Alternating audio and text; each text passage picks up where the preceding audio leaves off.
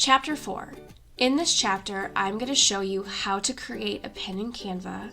I'm going to talk about the different types of pins on Pinterest, and I'm going to talk about conversion and getting traffic over to your website. So if you're ready, let's dive in.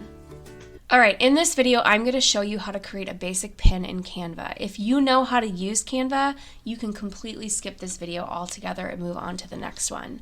But if you don't know how to use Canva, you have no idea what it even is. Canva is a program that you can use for so many different things. You can use it for social media, you can use it for work, presentations. I use it for all of my creation when it comes to Pinterest and my courses and everything. So it's kind of your one-stop shop for design. I have the paid version of it. But if you sign up for Canva for the free version, you can do every single thing I'm going to show you. The only difference is you might not have every single template that I have, or, I have more access to stock photos and different fonts. But you can absolutely use the free version and still create awesome pins. And then if you decide to upgrade later down the road, you can. Again, there's a link above this video. If you haven't signed up for it yet, pause the video, click that, sign up, and then come back. So what you're going to do here is you're going to click here and you're going to type in Pinterest pin. Now you're going to see two options here. The 1000 by 1500 is the current recommended size by Pinterest. If you've been on the platform for a while, you know this has changed at least once or twice, but it's been this way for a couple of, at least 2 years now. A static pin, a video pin, and a carousel pin are all the same dimensions, 1000 by 1500. Idea pins, which we talk about later on, have a different size, but again, I cover that coming up. I'll also go into the specifics of every type of pin coming up as well. This is just the basics of creating a pin in Canva. So we're going to click on the 1000 by 1500 Pinterest pin. Now what's going to come up here are two different options. You can create a blank pin, which you can design yourself, or if you're not creative like me and you need a little bit of help, there's a bunch of different templates that you can choose from. Now again, I might have some more options because I pay for Canva, but I know that even if you have the free version, you're going to still have access to some pretty cool templates. Over here you can do, format, style, theme, color. You can choose, click on those to see if different things come up that might interest you. I'm going to show you how to create one from scratch, and then I'm going to show you how to edit a template. So from scratch, we're going to click on create a blank Pinterest pin. Okay, so we always want our pins to have an image to them. Depending on the kind of pin, maybe an image doesn't pertain to your pin. Maybe your pin is going to be about a quote. So that is a little bit different. But I'd say 90% of the pins that you're going to create are going to have an image in them. So what we're going to do is we're going to go over on the left-hand side where it says elements, and we're going to click on that. Now you can see recently used, different things that I've used, photos, graphics. Again, this might look different depending on which version you have, but even with the free version, you'll have the grids option. I'm going to click on the big grid here. Okay, that's going to make my whole pin a picture. Now maybe I don't want that. Maybe I want to add a frame and I want it to be like this. I can click on that. Maybe I want my frame to look a little bit different like this, okay? No matter what frame or grid you add, you can change the size by clicking on the corner and opening it big or small, just like that. Right now I'm just going to use a grid. Now, when we're adding text to our pin, obviously we want to make it so that we can read the text easily. So if I add a picture to my pin like this, and I just overlay text, it's going to be hard to read that text because of the picture. So I have a couple options. I can add a blank shape, like a circle, like this, okay? I can add a circle. Again, I can make it big, small. If I want to change the color of it, I can go right up here and I can change it to whatever color I want. If I don't want a circle or I don't want to add something, I can also change the size of my image simply by clicking on it and making it smaller just like this, okay? You can do this no matter if you use a grid or a frame. It's really up to how you want it to look like, okay? So right now I'm just going to leave this like this. Now let's say I want the background of my pin to not be white. So I'm going to click on it, see how it highlighted the whole pin just like that. I'm going to click up here where it says background color, And either I can choose, see how it says photo colors, it'll pull different colors from that photo. So if you wanted to use, make it look like that, you can. If you want to use a different color, you can down here. If you have a specific color code, you can enter it in here, or you can even go, I want it to be yellow. So I'm going to type in yellow, and these are all the different kinds of yellows that are going to come up. I'm going to choose the light yellow, just like this. Okay, now I want to add some text to my pin. So I'm going to click on the T on the left-hand side. Here's some different layouts. If I want to use one of these layouts, I can. It'll tell you, see how if I hover over it, how there's a little crown and it says Pro. That means you only have access to that with the paid version. So a lot of these are just for the Pro. But if we're just going to add some basic text, we can still change up the font that we use. So I'm going to click on Add Heading. Now it doesn't matter if you click on Add Heading, Subheading. If you want to add body text, you can change the size of the font by either clicking on the corner and opening it up or moving it down, or see up here, you can make it smaller or you can make it bigger. I don't like this font right here, so I'm going to change it. I'm going to go up here to where you see how it says Vast Shadow.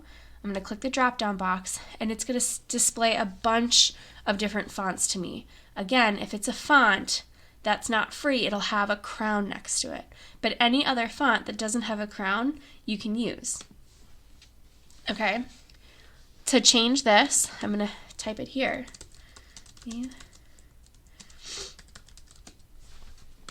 Okay, so I can change that here. Now I want to add, actually, you know what, I'm going to do something else. So I'm going to say these are, and I'm going to add more text. And then I'm going to change this to be a fancy font. Okay. Again, see how I can just click on it. You just like click and drag, just like that. These are pretty flowers. Now I want this word here to be a different color. So I'm going to click on the word, just like this. I'm going to click on this A where it says text color, and then I'm going to change the color so it stands out. Okay. Canva is very easy with click, drag, drop. One thing you always want to do with your pin images is you want to make sure that your website is on there somewhere, because somewhere along the line somebody is going to steal your pin image on Pinterest. You may find it, you may not. One thing I do want to mention is a lot of times with stolen images, with the way the algorithm works and the confidence scores, those accounts usually get shut down so fast anyways because they're all fake. But maybe you'll happen to come across one and you can report it and be like, hey, look, this is my pin because my website is right there. So always, always, always add your website to your pin or your logo, depending on your business, something on there that shows that it's yours, okay? You can keep it at the bottom, at the top, make it small, just have it on there somewhere. That way we know, hey, this is my pin, okay? So this is kind of just the basics. If you want to upload a photo, so again, I have the paid version, so if I go over to Elements, I can type in like flower images, and it will show photos. These are all means like this is graphics, photos, and videos. If I just want photos, I can click on photos. If I just want graphics, I can click there. If I want videos, I can click here. So again, this all just depends on what version of Canva that you have. If you want to get free stock photos, I've linked 2 sites above the video. One is called Pixabay and one is called Pexels, and they both are really good options for getting free stock photos. So if you get them that way, you're going to want to upload them. Okay, so if you find a picture that you like and you want to upload it, you go over here and click upload. You'll click upload media, and then you'll choose it, from your desktop or wherever it's saved, and you'll upload it that way. Okay, once you're done, I recommend changing the name of it to fit in with whatever the pin is. So flower pin or recipe, cookie recipe, whatever your pin is about, that's what you want to name it. Okay, when I'm done and I want to download it, I'm going to go here and click on this little arrow.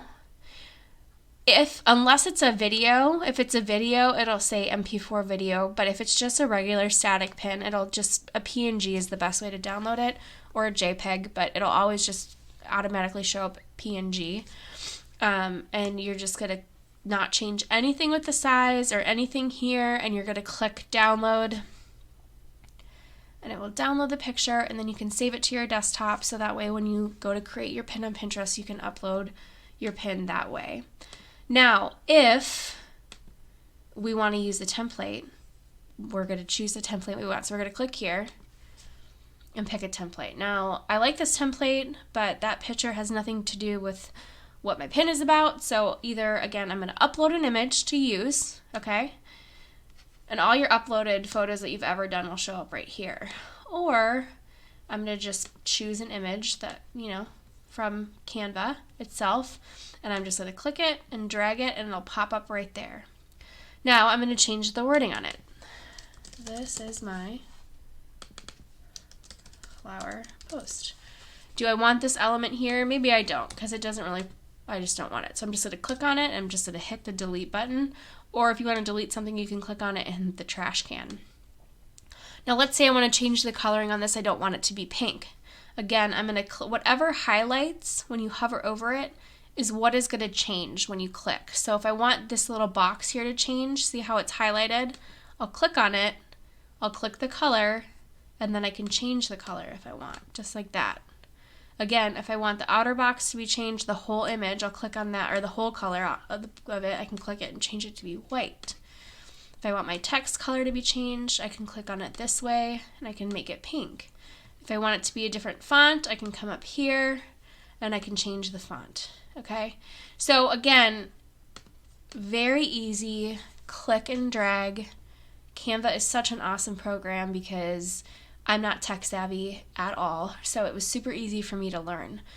If you have questions over, after going over the basics of Canva, and you want to just know anything, or maybe you're thinking about upgrading but you're not really sure, feel free to post in the group. I'd say 95% of the students in my group use Canva, so they can absolutely answer your questions, or you can email me and I'll answer your questions as well. So if you're ready, we'll move on to the next video.